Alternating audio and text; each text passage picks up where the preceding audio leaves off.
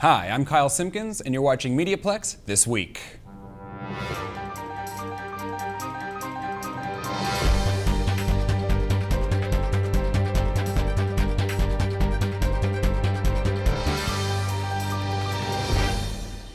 Crack smoking, public drunkenness, a few things that a mayor of a major city wouldn't normally be known for. Toronto Mayor Rob Ford recently came clean to both activities. MediaPlex reporter Stacey Janzer asked Windsorites for their reaction to this story making headlines around the world. Rob Ford. Toronto Mayor Rob Ford. Rob Ford, Toronto's mayor, is at the center of a major scandal. He now admits to smoking crack after denying it for months and is capturing the attention of international audiences. 的下流影片，他们突袭了要头住处，强行敲开硬碟，并取得不少证据。 Tuesday, Ford made the announcement. Yes, I have smoked crack cocaine. Observers say Rob Ford's actions will ultimately affect Toronto. I mean, it certainly doesn't make the city look good, and it is a distraction. It's a distraction from the major policy issues. You know, if he's spending his time deflecting from the media or trying to do damage control, you know, not only the media but from the police, obviously he's not spending the time working on council business. Most cities have experienced a political drama. Well, we've had similar things. I mean, you know, every city's had something like this. I mean, this is very outrageous, and I actually think, oh, thank God I don't live in Toronto and have to deal with this train wreck. We went outside City Hall to ask Windsorites how they would feel if they had Ford as their mayor. I'd feel pretty almost betrayed because you put so much trust in officials, and it would just be, I would just be betrayed that someone would, like, it's illegal, obviously. I wouldn't like my mayor doing crack, you know what I mean? That's something pretty bad. You get a lot of trouble for it, so I feel awkward. I wouldn't really want that mayor anymore. I want a new one, so I'd vote for somebody else. We also asked local residents if public figures should be held to a higher standard. Normal people. I mean, yeah, of course we elected them to be able to govern our city, but they're still people. Ford has since apologized and will remain as mayor. For MediaPlex News, I'm Stacey Janzer. And we have an update on this story. Another video was uncovered yesterday after Rob Ford publicly stated that he has nothing else to hide. The video went viral and is adding to the controversy. Just a week before Remembrance Day, and those who stood guard for Canada stood in protest outside of City Hall on Monday. The federal government has announced that the Veterans Affairs Office will be shut down before February. Veterans offices across the country are slated to close due to budget cuts. The local veterans want City Council on their side in this fight to get the decision reversed. Haley Treelout reports.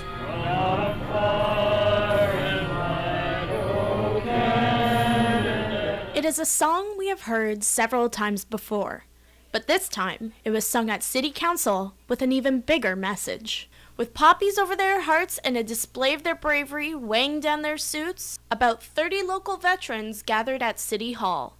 They are protesting the federal government's decision to close Veterans Affairs offices across Canada, including Windsor's. Larry Costello was a member of the Navy during World War II and is now one of 2,600 local veterans who rely on Veterans Affairs. We're not only talking about the veterans of the Second World War, Korea, or Afghanistan, or any of them. To me, a veteran is anyone that puts the uniform on and joins to fight for their country. They are willing to put their life on the line because they believe in the freedom of Canada. So to me, I think Veteran Affairs is making a grave mistake at present to move it out of this area. Windsor is known for standing by its veterans. This truth was proven when councillors' hands were raised in unison. They too want the federal government to reconsider the decision and keep the Windsor office open. It doesn't make any sense for them to close it down because they don't have people in the military that come out to your house and help you with things as far as, you know, getting back and forth to work, getting clothing and meals and stuff like that. Not like the city would do for their people, but when they do that, you got people with those disabilities commuting. It's just going to be hectic. There are thousands of local veterans, some from recent combat missions, others that date as far back as World War II. If Veterans Affairs offices close, veterans will have to try to contact the government either by phone, internet, or travel as far as London for services that were once locally provided by the country they fought for. Reporting for MediaPlex News This Week, I'm Haley Treelout. The Windsor International Film Festival is celebrating its 9th year with an extended day and a fresh lineup of films to see. It may not be as big as TIFF, but Veronica Jerkelski helps us to adjust our focus and see which aspects of WIF sets this festival apart. Lights, camera, action. The increasingly popular Windsor International Film Festival is back for its 9th year. The audience will make its way through the doors of the Capitol Theatre yet again. It's time for Windsorites to experience what WIF has to offer. Organizers have selected an exciting lineup of films.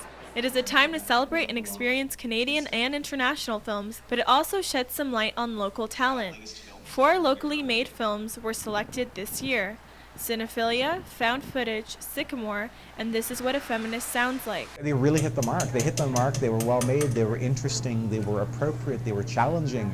They had something to say. Some of them were showcase of future potential to come. Local filmmaker Daniel Yavorski is the youngest of the bunch, screening alongside 2 of his very own film professors. Again, I'm just happy to be grouped in with those people because it's definitely a big confidence booster that at this stage of my career I can make it in with a group of people that are that well established in the industry already. So yeah, it's exciting. WIF is running until November 10th, giving everyone plenty of time to get some popcorn and see a local flick. For MediaPlex News, I'm Veronica Jerkelski. 300 Windsorites found a job last month, but Windsor's unemployment rate is still up. According to figures released recently by Statistics Canada, Windsor's unemployment rate is second in the country, behind St. John's. We'll be back in a moment with sports after these messages.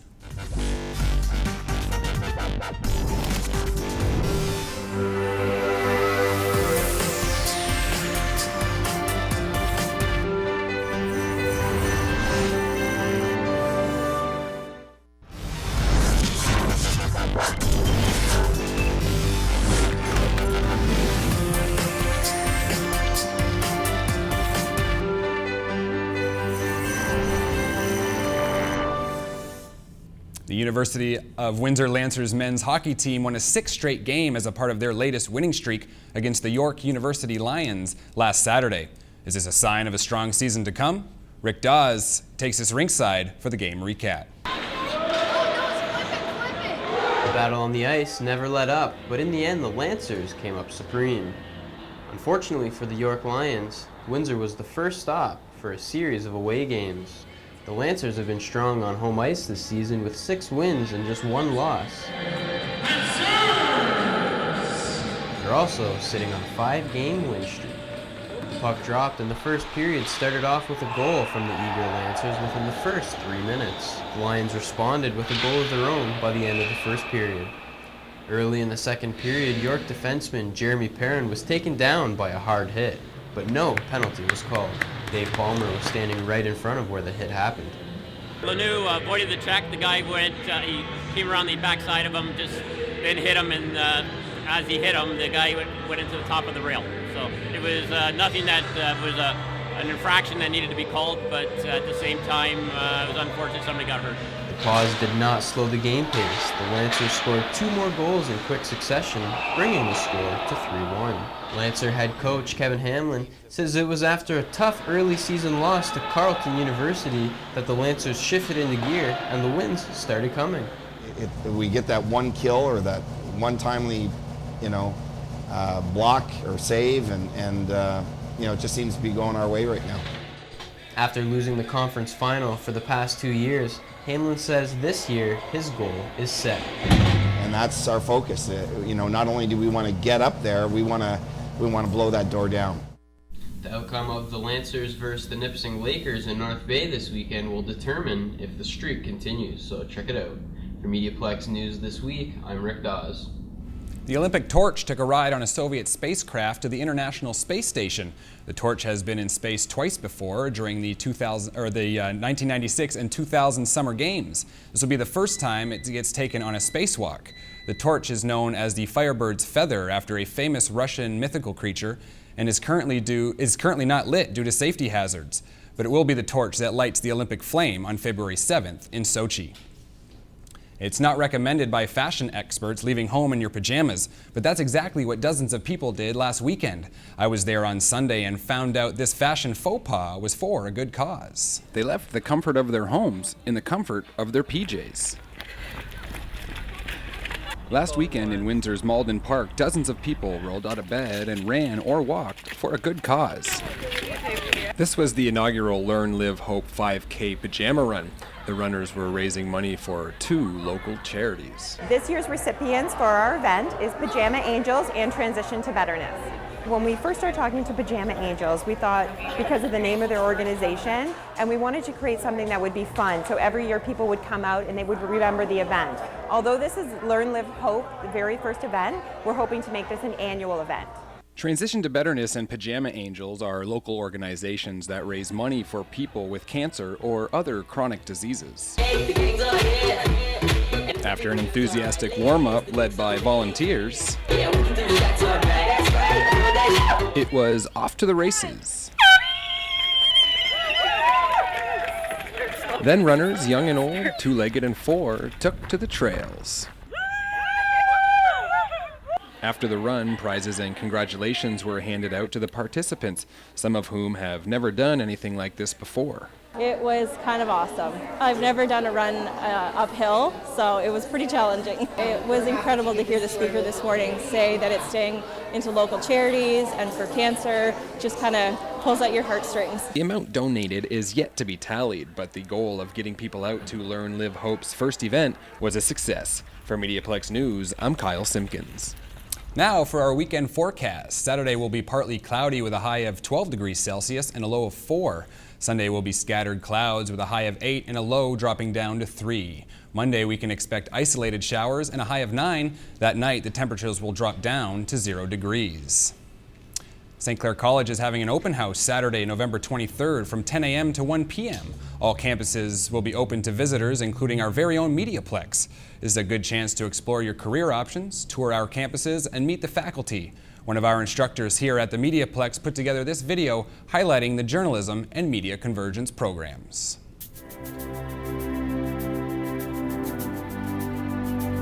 Journalism enables people to be well informed. It's documenting history. It's an extraordinary way for people to be connected with their community. What happens in the world affects us. What happens in our community affects us. What happens in the province affects us. And we get to be the eyes and ears and tell the stories. There are many stories that need to be told, and those things add value to our life. I'm always meeting new people. I'm learning about things that interest me, like topics that I want to learn more about. It's neat to know that so many people are relying on me. It makes you strive for perfection, or makes you strive for accuracy. The journalism program here at St. Clair College is a Convergence journalism program. Convergence means the merging together of print, radio, and television, and the web, and putting all different stories into 3 or 4 different platforms. In 21st century newsrooms, journalists have to be able to do it all. We ask every one of our reporters to tell stories in multiple ways. There's a different style of writing for print than there is for radio, than there is for television.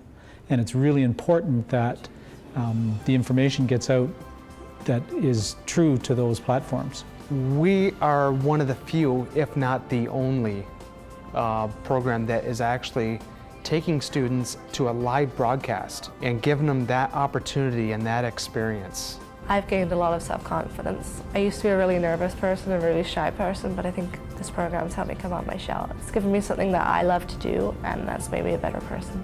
I find that the students that come out of St. Clair College are already at or above where some of our broadcast employees have been over the last several years. I feel that I made the greatest decision I could 2 years ago by choosing this program, because I have learned so much, and I think that I can only grow from here. I would hands down recommend the program to someone considering it. I would recommend it to someone that's not even considering it.